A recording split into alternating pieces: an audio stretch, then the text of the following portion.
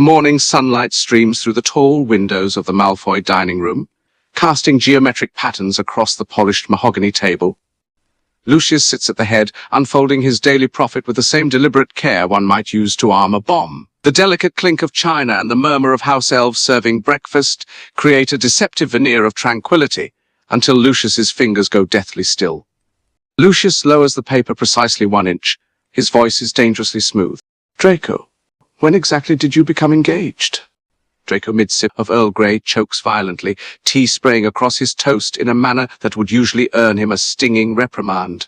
Today, however, Lucius's attention remains locked on the headline glaring up from the page. Malfoy heir secures strategic alliance, sources confirm betrothal. You lean over Lucius's shoulder, eyebrow arched.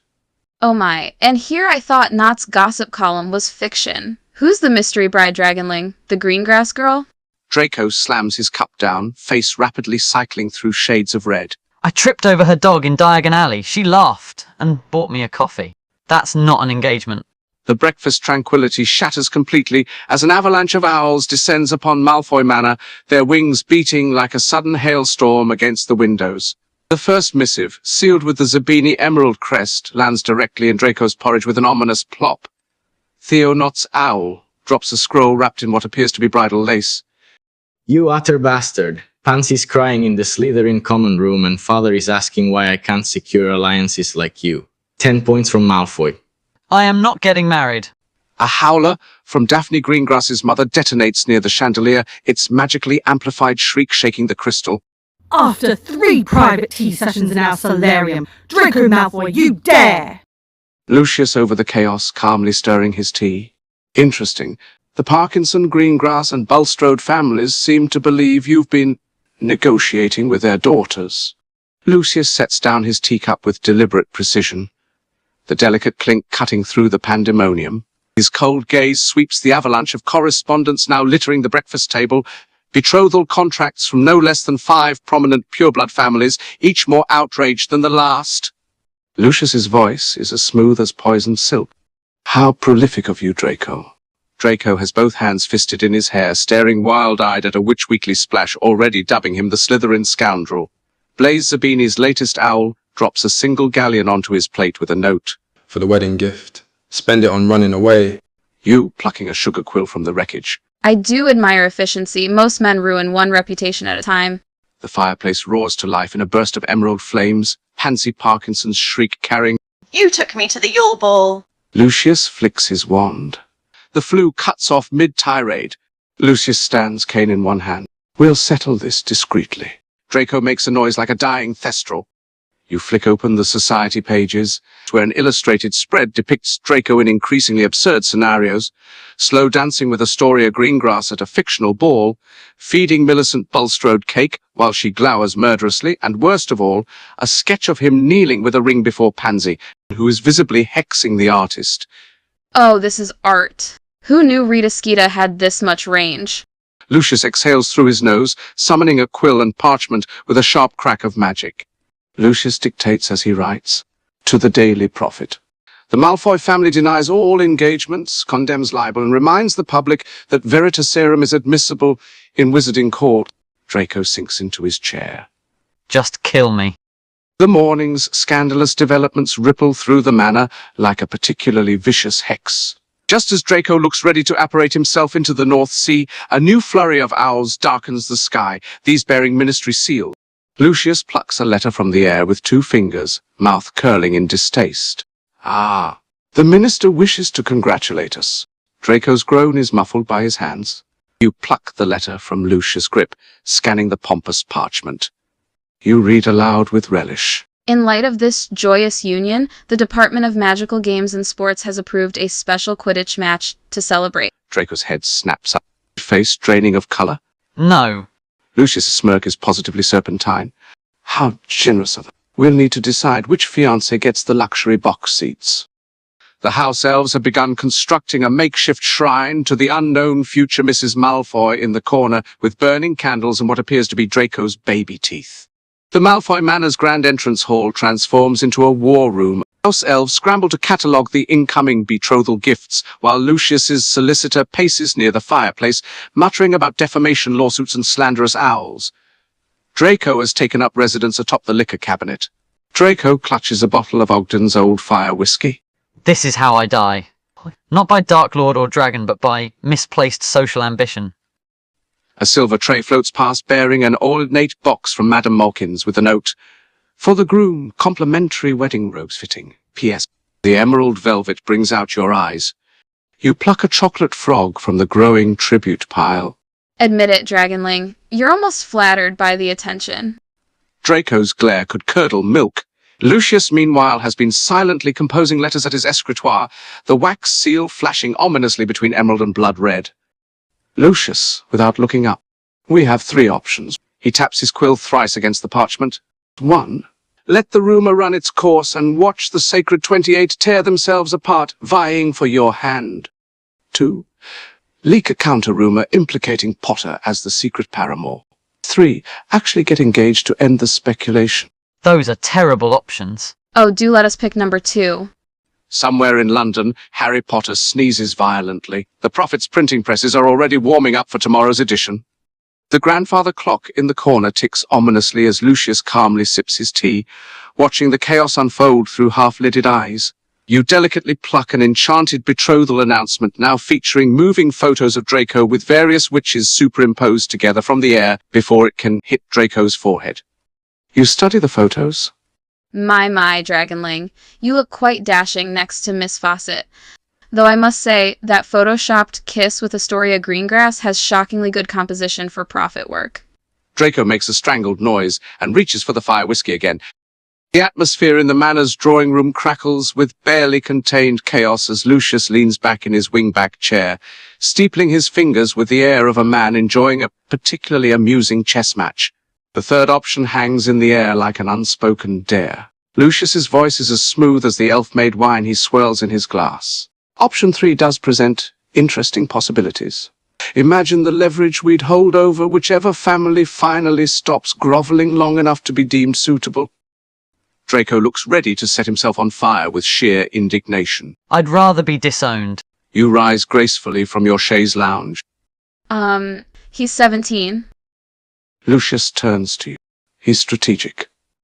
Outside the window, another battalion of owls darkens the sky, these ones carrying what appear to be hastily commissioned engagement ring catalogues. The elves have begun stacking them like firewood in the corner. Snape, materializing from the shadows. For Merlin's sake, must I brew a forgetfulness potion for the entire wizarding world? Lucius sighs the sigh of a man who long ago accepted that his life would never know peace, but is secretly enjoying every moment of the mayhem. The course of true love never did run smooth, especially when fabricated for political gain. Lucius rises, his polished boots clicking against the marble floor with lethal precision. He stops before the towering window overlooking the gardens, where peacocks still roam freely, their screams carrying faintly through the glass like ghostly reminders of recent vengeance. Lucius traces his cane along the window frame. This misunderstanding presents an opportunity we'd be foolish to ignore. Draco makes a noise somewhere between a scoff and a whimper. You watch with amusement as he unsuccessfully attempts to vanish a particularly lurid piece of fan mail bearing lipstick marks. Oh? And what opportunity would that be, darling? Lucius turns slowly, his silver eyes gleaming with the cold calculation of a man who's turned every social catastrophe to his advantage for decades. The Greengrass girl's uncle controls the Wizengamot subcommittee on trade tariffs. The Bulstrode matriarch chairs the International Banking Association. And young Pansy, his lip curls. Well, her father's weakness for gambling debts might prove useful. Draco looks vaguely ill. You can't possibly be suggesting I actually... A sudden explosion of purple sparks erupts from the fireplace as Rita Skeeter's acid green quill comes soaring through, followed by the woman herself in a cloud of overly perfumed smoke. Rita Skeeter already scribbling madly. Darling boys, just a quick exclusive on the Malfoy heir's secret romance. My sources say there may even be a love child. Lucius's wand is out before she finishes the sentence. Obliviate. Rita's eyes glaze over mid-sentence. She blinks twice, then smiles vacantly. Why am I holding a quill? You were just leaving, Rita. As the befuddled journalist stumbles back into the flue, Lucius exhales through his nose. We settle this tomorrow night, at the Ministry Gala. Draco pales dramatically. The what? You casually summon the stack of embossed invitations that had been buried under marriage contracts, each bearing the minister's gold seal. It's the annual pretend to celebrate we don't have another Dark Lord ball. And we're expected. Dress robes pressed, lies prepared, wine cellar locked for Draco's own protection. The grand foyer of Malfoy Manor transforms into a grotesque shrine to premature matrimony overnight. Towering stacks of gift baskets teeter precariously near the stairs, their contents ranging from questionably optimistic to downright deranged. A particularly ostentatious silver rattle clatters onto the marble floor, its engraved plaque reading for the heir's heir, despite the fact that no bride has been officially named. Draco stares at the growing pile. Why are there booties? A house elf solemnly presents a congratulatory couple's wine set charmed to glow pink when poured, presumably to enhance marital harmony. Lucius eyes it like it might contain actual poison. Ah, nothing says true love like magically dyed Riesling. Draco stands frozen in the center of it all, clutching a monogrammed baby blanket like it's a cursed artifact, which, given the Knott family's history with embroidery hexes, it very well might be. They've sent pacifiers. You pluck one from its velvet box, shaped like a tiny snitch naturally, and hold it up to the light. Oh, look, it's even engraved. Lucius surveys the carnage with the air of a man who has long since accepted that chaos follows his bloodline like a particularly persistent poltergeist. His cane clicks against the marble as he approaches the grandest gift of all, a life-size silver peacock sculpture from the Zabinis, its ruby eyes gleaming with mockery. How thoughtful. And somewhere upstairs a house elf sobs into a pile of knitted booties, reading the Daily Prophet's headline, Malfoy betrothal fever reaches new heights, Ministry approves maternity wing at Azkaban just in case. Draco stands amongst the chaos. A massive lace-encrusted christening blanket arrives. It unfurls itself mid-air with a dramatic flourish. Embroidered with the noble house of Malfoy Parkinson Greengrass in shimmering gold thread. You snort. Someone's very confident in your reproductive future. Draco, now crouched behind a defensive wall of gift baskets, hisses. This is a hate crime. Bellatrix chooses this moment to send what appears to be a cursed heirloom crib. It materializes out of thin air, its rocking motion far too sentient for comfort. Oh, look, there's a note with it. You pick it up and read aloud. I found this in Otwalberga's attic. It rocked Rodolphus to sleep and occasionally tried to eat him. Perfect for little Scorpius. Love, Aunt Bellatrix. Draco, horrified. Who is Scorpius? Lucius examines a suspiciously animated pacifier. Clearly the only solution is to announce an engagement to ourselves. You raise a brow. He smirks. Think of the gifts. Draco collapses onto a chaise lounge, dramatically throwing an arm over his eyes. I'm moving to Albania. Tonight. You examine a set of charmed silver baby spoons that change color based on mood, currently pulsing a stressed shade of orange. Oh, but Dragonling, look. The spoons already know you. A fresh cascade of owls tumbles through the open window, this batch carrying free samples of wedding cake. That evening, the grand foyer of Malfoy Manor shimmers with anticipation as you descend the staircase, your gown whispering against the marble steps, a creation of enchanted silver silk that shifts like liquid moonlight with every step. Lucius waits at the bottom, resplendent in his customary black and silver dress robes, the serpent-head cane gleaming with fresh polish. His smirk is sharp enough to cut glass. Ah, finally someone in this household understands punctuality. A pointed glance toward Draco's still-closed bedroom door, where the sounds of frantic wardrobe adjustments and muffled swearing suggest he may, in fact, not be ready. You adjust Lucius' cravat with deliberate slowness, your voice a murmur. Have I ever told you how handsome you look when you're orchestrating social ruin? His fingers catch yours, lifting them to his lips in a parody of gallantry, his breath warm against your knuckles. Wait until you see me negotiate, darling. Draco's door finally bursts open, revealing him in immaculate dress robes, though his expression suggests he's being led to his execution rather than a gala. I've drafted my will. It just says, I told you so, in giant letters. Lucius flicks his cane toward the fireplace, where emerald flames roar to life. Shall we? Somewhere in the ministry? Rita Skeeter's quill sharpens itself with unholy glee. The ministry atrium is already thrumming with whispers when you step through the emerald flames, Lucius's hand resting possessively at the small of your back. Every eye in the room snaps toward your trio, then immediately darts away, as if burned by the sheer weight of impending drama. The chandeliers seem to dim in anticipation. A gaggle of ministry officials clustered near the champagne fountain abruptly scatters, leaving only a petrified-looking intern holding a tray of canapes.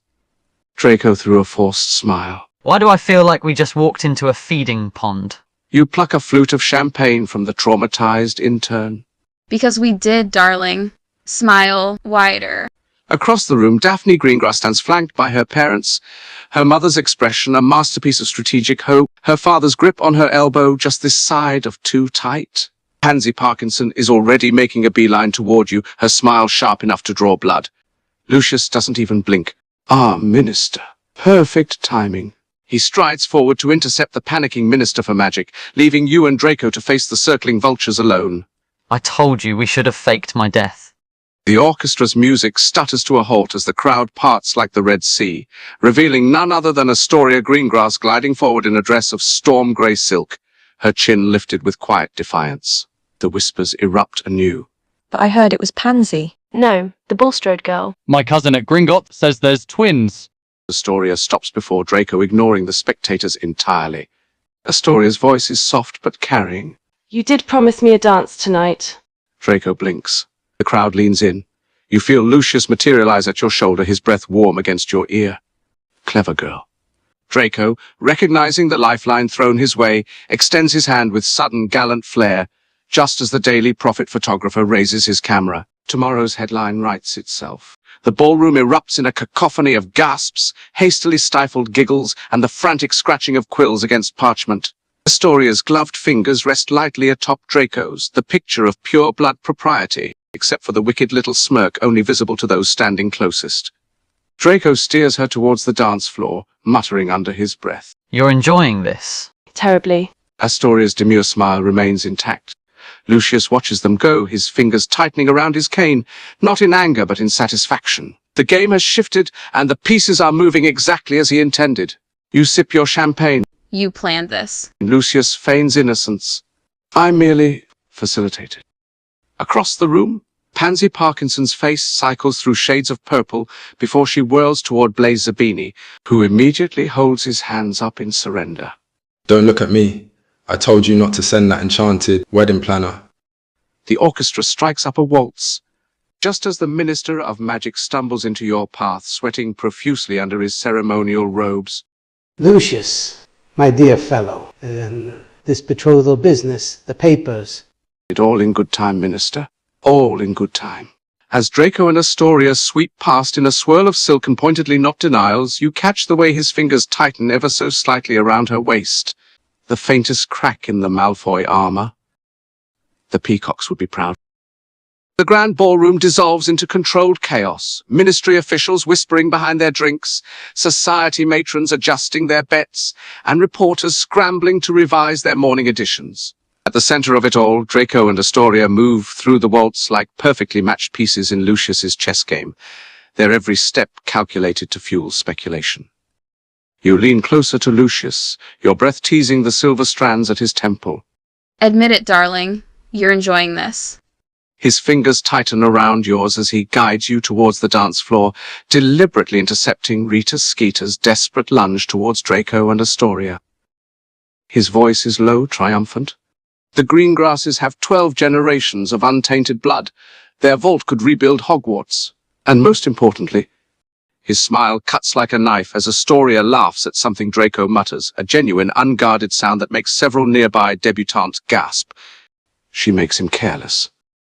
A house elf pops into existence at your elbow, offering a tray of champagne flutes, each etched with "Congratulations to the happy couple" in ostentatious script. Draco, spotting the glass, is horrified. Is that engraved? Who even? Lucius's answering chuckle is dark with satisfaction as the orchestra swells the opening notes of the Viennese Blood Waltz, a traditional pureblood courtship piece. The House of Malfoy gains an heiress, check and mate.